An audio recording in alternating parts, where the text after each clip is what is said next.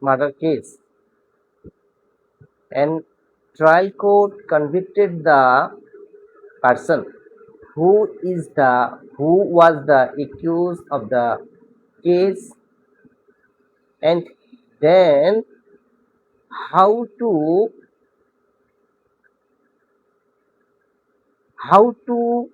come before High Court division with bail and appeal, and discussions about after convictions before trial court, being guilty the person who is accused, and the prosecutions bringing the allegations against the accused, and it will be found out, and there is the specific grounds against the accused, the person who is convicted by the trial court. This is the main topic of murder case. Number one, convicted the accused. There is the options: jail, appeal before High Court division. Number one, bail matter. It will be depends on custody, 3 years, 4 years, 5 years, 7 years. Very important part for to grant the bail before High Court division. Custody is important part, and applications, it will be submitted before the court for bail on behalf of the accused petitioner.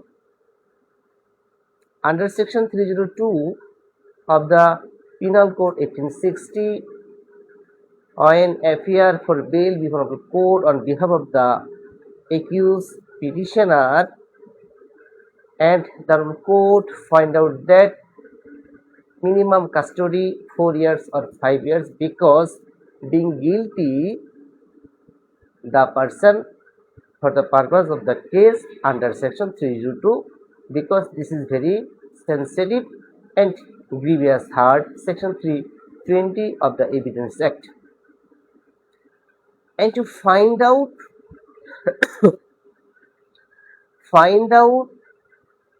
specific grounds for wanting the bail or to grant the bail of the accused petitioner, this is very important part. Number one, confessional statement. It is very strong or weak, because submitted relevant documents and collected by the investigation officer, and it will be submitted when submitting the charge sheet before magistrate. Number two, confessional statement and another confessional statement before magistrate, it will be collected, but another documents, relevant documents, alamat uddar, this is very important, recovery documents, section 27 Evidence Act, by investigation officer, not confessional statement, because confessional statement only for before magistrate. Actually, circumstantial evidence, eyewitness, it is very important part to determine, and that the chance to decide the decisions for the purpose of the case against the accused petitioners who is guilty or not, for the purpose of the allegations by the prosecution. and and this is the this statement of the accused or co-accused, it will be find out before the court X or in. Actually, person accused, another accused, co-accused, given the statement before the court and he was connected with the case. This is the in. But X, he was not present at the place of occurrence, but he given the statement before the court against the accused petitioners. This is the exculpatory evidence act. This is very important part for the case. তাহলে আমরা আলোচনাটা করলাম কিভাবে, যে যখন একটি murder মামলার ক্ষেত্রে একজন আসামির সাজা হয়ে যায়, সেক্ষেত্রে এই সাজাটি ট্রায়াল কোর্ট দিয়ে থাকলে এই সাজার বিরুদ্ধে জেল আপিল হয় হাইকোর্ট ডিভিশনে। তাহলে হাইকোর্ট ডিভিশনে এসেই যে সাজাটি হয়েছে সেটার কর্তন চাইবো নাকি আমি বেল চাইব? প্রথমত বলা হচ্ছে যখন কনভিকশন হয়ে যায় সেক্ষেত্রে আপিলের সাথে বেল চাইতে হয়, অর্থাৎ এই আপিল শুনানি করতে যে সময়ের বিষয় এবং তার পূর্বে বেলটি চাইতে হয়। বেল চাওয়ার ক্ষেত্রে হাইকোর্ট ডিভিশনে যে বিষয়গুলো দেখে থাকে সেটি হচ্ছে কাস্টডি কতদিন হয়েছে। কারণ মার্ডার কেসের ক্ষেত্রে এই কাস্টডি বা কনভিকশন মামলার ক্ষেত্রে কাস্টডিটা খুব গুরুত্বপূর্ণ একটি বিষয়। কারণ এই কাস্টডি এজন্যই বিবেচনা করা হয় কারণ সে যেন দ্রুত বের হয়ে জামিনে আবার যেন সে পুনরায় কোনো অফেন্স করতে না পারে। কারণ কনভিকশনের মামলা একটি গুরুতর, যাকে আমরা গ্রিভিয়াস হার্ট বলে থাকি। তো সেই থেকে এই বিষয়গুলোকে আসলে কোর্ট এইভাবে বিবেচনা করে থাকেন। যেটা হচ্ছে যে ট্রায়াল কোর্টে যদি সাজা হয়ে যায় তাহলে সেই আদেশের বিরুদ্ধে আমরা, সেই জাজমেন্টের বিরুদ্ধে আমরা হাইকোর্ট ডিভিশনে যে আসব, হাইকোর্ট ডিভিশনে কি বিষয়গুলোর উপর আমরা আলোচনা করব বা এই আসামির যে সাজাটি কর্তন হবে কি বিষয়গুলো নিয়ে আমরা বেশি করে আলোচনা পড়াশোনা করব বা যেটাকে আমরা রিসার্চ বলে থাকি বা আপনি গবেষণা করবেন। একটা হচ্ছে যে জব্দ তালিকা যখন করেছে সেটা কিভাবে, কখন, কাদের উপস্থিতি করেছে। দুই নম্বর হচ্ছে যে 164 যখন দিয়েছিল ম্যাজিস্ট্রেটের কাছে সেটি কি রিট্রাক্ট চেয়েছিল কিনা। আবার যে 161 যারা দিয়েছে, এই 161 যারা দিয়েছে তাদের যে স্টেটমেন্ট যদি 3 জন 4 জন 5 জন দিয়ে থাকে তাদের স্টেটমেন্ট আসলে ভিন্নতা প্রকাশ করে কিনা। আবার এর জন্য যেমন তার সাথে আমরা দেখতে পারি যে আলামত যেগুলো উদ্ধার হয়েছে সেগুলোর সাথে যে ফরেন্সিক রিপোর্ট, মেডিকেল রিপোর্ট, এগুলো আসলে সামঞ্জস্যতা রয়েছে কিনা। অর্থাৎ এই সার্কমস্টেন্সিয়াল এভিডেন্স, আই উইটনেস, আবার recovery documents, there are matching or not matching. তো এই বিষয়গুলো যদি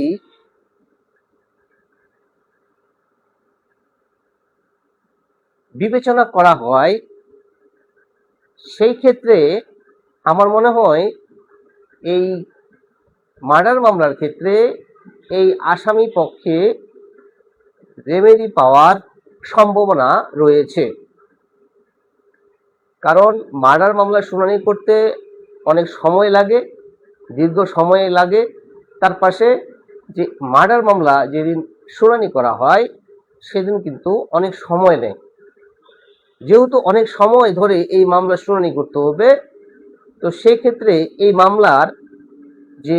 মামলার যে পুরা যে ফ্যাক্ট এবং যে রেলিভেন্ট যে বিষয়গুলো রয়েছে সেগুলো সুন্দর করে পড়াশোনা করলে সেখান থেকে যে গ্রাউন্ডসগুলো পাওয়া যাবে সেগুলো যদি আমরা উপস্থাপন করতে পারি, সেক্ষেত্রে কিন্তু হাইকোর্ট ডিভিশন থেকে যে convicted the person or accused before trial court, তাহলে সেটি হয়তো কর্তন হওয়ার সম্ভাবনা রয়েছে।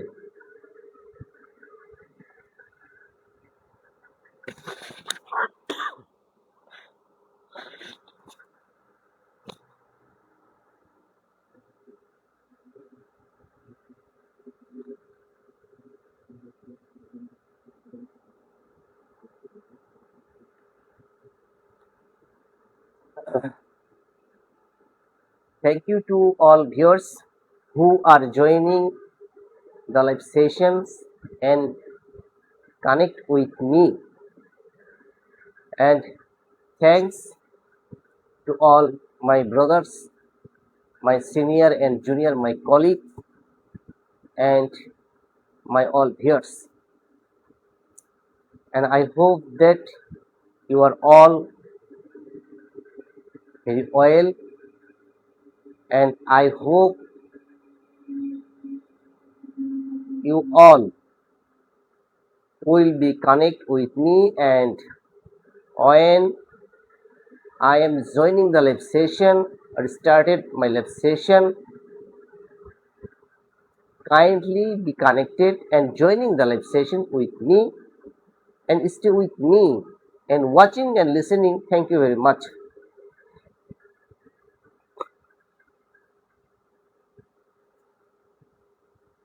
আমরা যে বিষয়টা আমরা আলোচনা করলাম সেটি হচ্ছে মার্ডার মামলা নিয়ে। তাহলে মার্ডার মামলায় যারা জেরা করেন, অর্থাৎ চার্জ ফ্রেম হয়ে যাওয়ার পর যে শুরুটা হয় ট্রায়াল স্টেজ যেটা, তো সেখানে একজন ট্রায়াল আইনজীবীর প্রয়োজন হয়। আমি ঢাকা জজ কোর্টে যেহেতু একটু ট্রায়াল করার সৌভাগ্য হয়েছে ক্রিমিনাল সাইডে, সেই অভিজ্ঞতা থেকে আমি বলি যে এই ট্রায়াল করার ক্ষেত্রে যদি ভালো মতো এই ক্রিমিনালের উপর দক্ষতা না থাকে, সেক্ষেত্রে কোর্টের কাছে অনেকটা কনফিডেন্ট লেভেল লো হওয়ার কারণে কোর্টের কাছে অনেকটা ছোট হওয়া লাগে এবং ক্লায়েন্ট আপনার প্রতি একটা আস্থা যে ছিল এটা কমে যায়। তো এই জন্য একটা ক্লায়েন্ট আপনার পরবর্তীতে আরও 3-4টা কাজ বা আরও বেশি কাজ আপনাকে রেফার করতে পারে।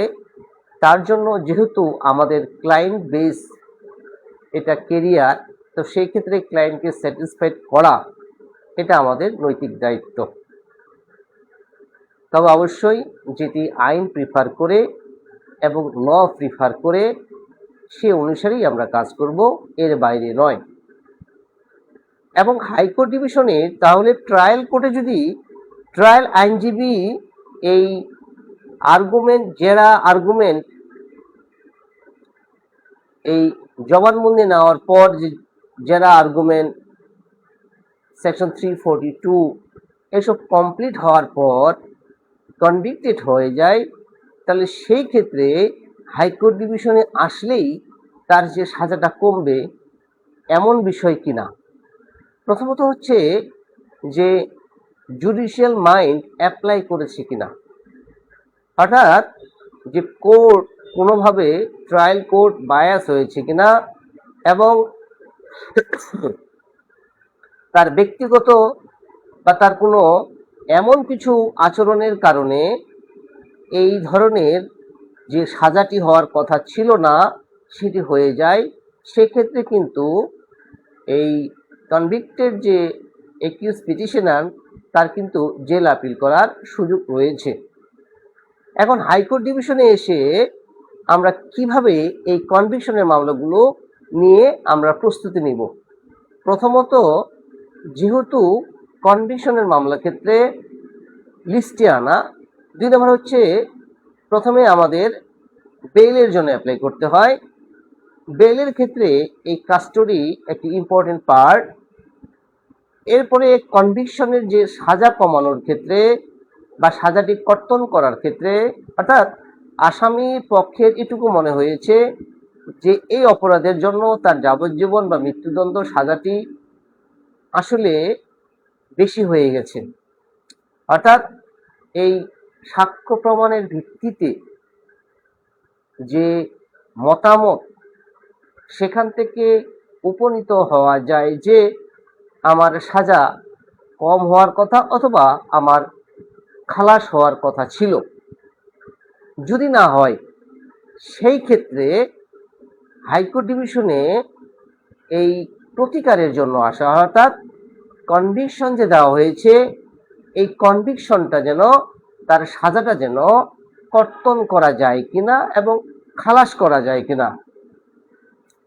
তাহলে কি বিষয়গুলো নিয়ে আজকে আলোচনা করলাম?